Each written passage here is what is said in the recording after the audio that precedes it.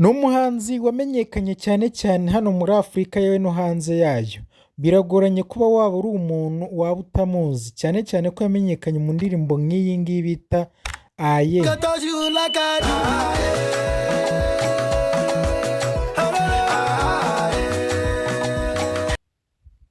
Si n'ibyo byonyine kuko yakoze n'iyi bita ifa. Mbere y'uko dutangira waba waributse gukora subscribe kuri iyi YouTube channel Fungarase TV show.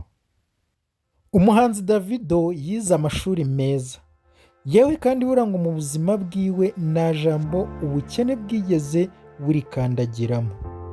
Ikaze mu kiganiro, njye uri kumva ndi Mwizerwa Patrick, tubahaye karibu. Uyu munsi turagaruka ku buzima n'amateka bw'umuhanzi Davido wamenyekanye ku isi yewe no muri Afurika muri rusange. Turakwibutsa gukora subscribe kugira ngo ujye ubasha kwakira all notifications cyangwa se buri kimwe mu biganiro tubashije kubakorera. Wibuke no gukora share cyangwa se utange comment mu cyo waba wifuza ko twagarukaho mu kiganiro cy'ubutaha.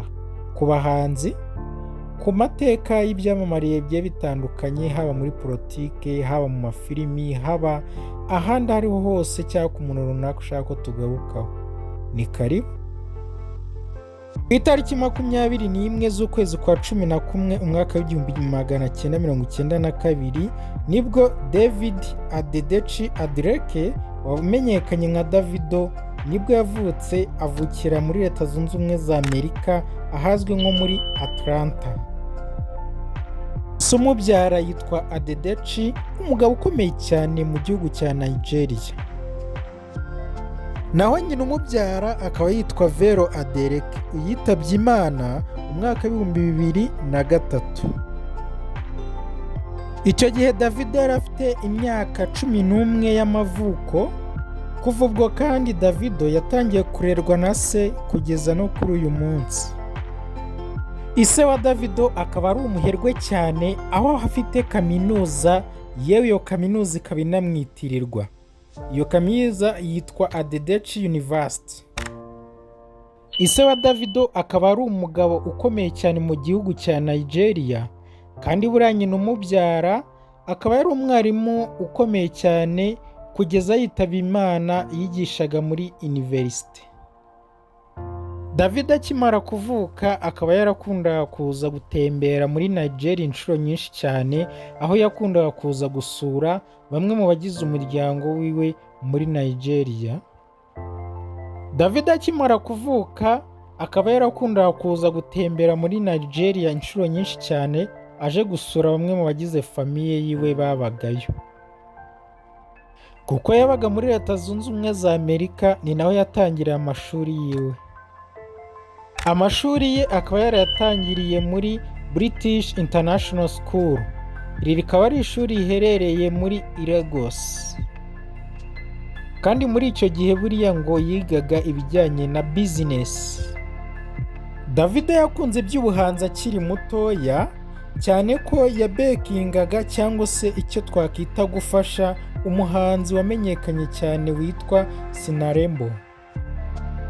Sinarembo akaba ari umwe mu baraperi bari kuzamuka muri Amerika. Mu mwaka w'2011 uyu muhanzi nibwo yasohoye indirimbo ye ya mbere. Iyi ndirimbo akaba yarayise Baka Kwenyine.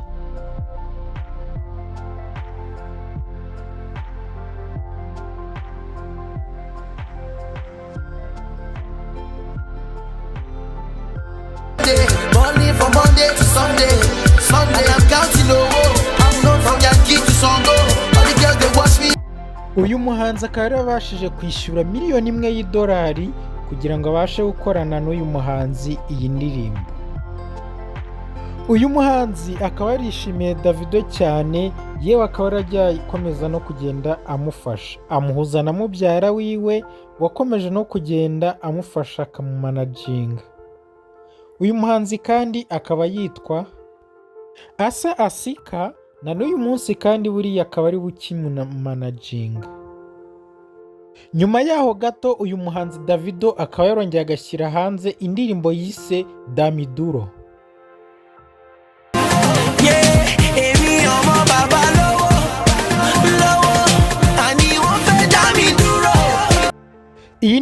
ndirimbo ikaba ari indirimbo muri zimwe zamumenyekanishije muri Nigeria, yewe bitewe n'uko yari afite n'ubushobozi ntabwo byigeze bimugora cyane habe na gato kumenyekana.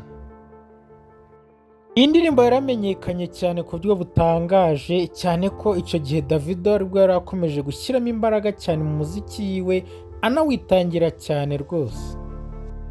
Iki gihe ni nabwo Davido yari akomeje amashuri yiwe ya kaminuza.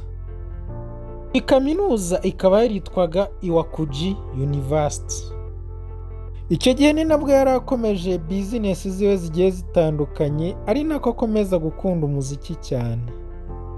Igihe kiri muri kaminuza, Davido ni nabwo yakomeje gukunda umuziki we bya nyabyo. Muri icyo gihe kuko yari afite na management, yahise yifuza gukora umuziki we bya nyabyo ashyizeho imbaraga nyinshi cyane. Icyo gihe kandi kuko yari afite n'ubushobozi, ni nabwo yatangiye kugenda agura ibyuma bye by'umuziki bigiye binatandukanye, bizajya bimufasha mu gutunganya imiziki yiwe bitamugoye. Icyo gihe yakomeje kugenda yiga ibyuma by'umuziki, kandi ariko agerageza kugenda akora n'amabiti agiye atandukanye kugira ngo ajye abasha kujya yikorera n'indirimbo ze. Kandi kubera gukunda umuziki cyane byatumye atsindwa muri kaminuza yigagamo. Icyo gihe ahitamo kurivamo, afata umwanya wo gukora umuziki we ku buryo yisanzuye nta kimutega na kimwe. Nyuma yo kumva ko arakomeje kugeza umuziki wiwe rwose amaze kwisanzura, uyu muhanzi yakomereje amashuri we ya kaminuza muri London. Nyuma y'indirimbo nyinshi zigiye zitandukanye Davido yari amajije gukora, ni nako mu mwaka w'ibihumbi 2022 yashyize alubumu ye ya mbere yise Omobaba Aruwa. Iyi alubumu ikaba yari igizwe n'indirimbo zigiye zitandukanye. Izi ndirimbo abantu benshi bo muri Nigeria bari bamajije kugenda bazimenyera cyane, ndetse yewe no muri Leta Zunze Ubumwe za Amerika bamwe muri bo bari bamajije kugenda bazimenya. Mu gitaramo cyo kumurika alubumu ye ya mbere cyari cyitabiriwe n'abantu bagiye bakomeye cyane muri iki gihugu cya Nigeria. Iki gitaramo cyari kirimo abantu benshi cyane bagiye batandukanye, yewe harimo n'inshuti ya papa we yitwa ariko Dangote. Muri iki gitaramo kandi si bo bonyine bari barimo, harimo na Dibanji, yewe na Funke yari arimo, Akindera nawe nuko yari ahabaye, ndetse n'abandi bagiye batandukanye bakomeye muri iki gihugu cya Nigeria. Mu mwaka w'ibihumbi 2015 uyu muhanzi yaje kubona impamyabumenyi muri kaminuza yitwa Babukoki. Icyo gihe yahise atangira gukora umuziki wiwe mu buryo bw'umwuga noneho yisanzuye. Nubwo na mbere hose yawukoraga, ariko iki gihe yaragiye kubikora ku buryo nawe yumva ko uyu muziki ushobora kumuteza imbere. Tugarutse ku buzima bwite bw'uyu muhanzi, mu mwaka w'ibihumbi 2015 kandi buriya Davido nibwo yibarutse umwana we wa mbere w'umukobwa. Uyu mwana akaba yarabyaranye n'umukobwa bita Sophie Murudu, umwana baje kwita izina rya Imade. Nyuma yaho gato uyu muhanzi yaje gukundana n'undi mukobwa umurika imideri muri Atlanta, nawe baza kubyarana umwana w'umukobwa. Uyu mwana bakaba baraje kumwita izina rya Heini. Uyu mukobwa ngo babyaranye amazina ye akaba yitwa Amanda Rapuriberi.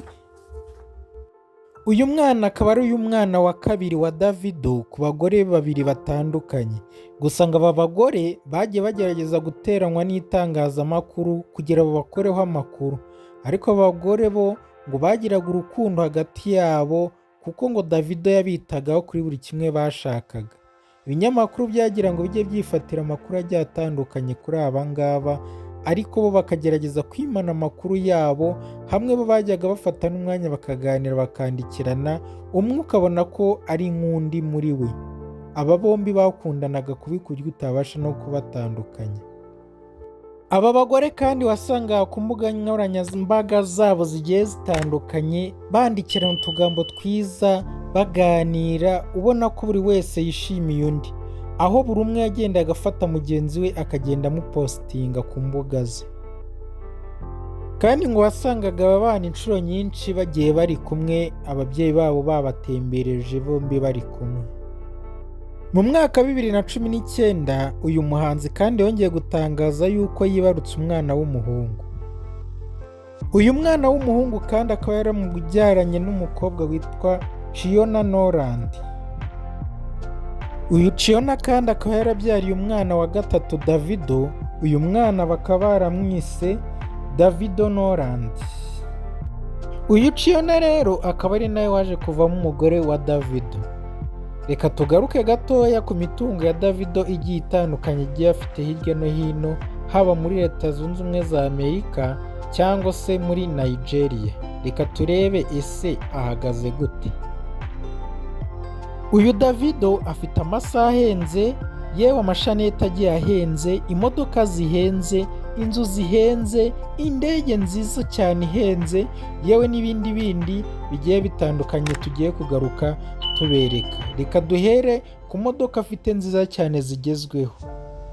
Yibayita iyi ngiyi uyite Rolls-Royce, iyi ikaba yarahagaze $350,000.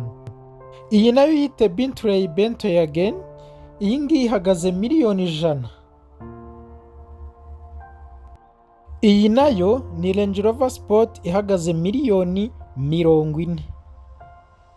Nayo ni Mercedes G-Class ya $50,000,000. Iyi nayo ni Porsche G11 ihagaze $35,000,000. Iyi nayo ni Mercedes Benz A-Wagon, iyi ngiyi ihagaze $30,000,000. Iyi nayo ni Lamborghini Huracan ihagaze $120,000,000. Iyi ni Lamborghini itaraboneka kandara. Iyi nayo ikaba Lamborghini Hilux ihagaze $72,000,000.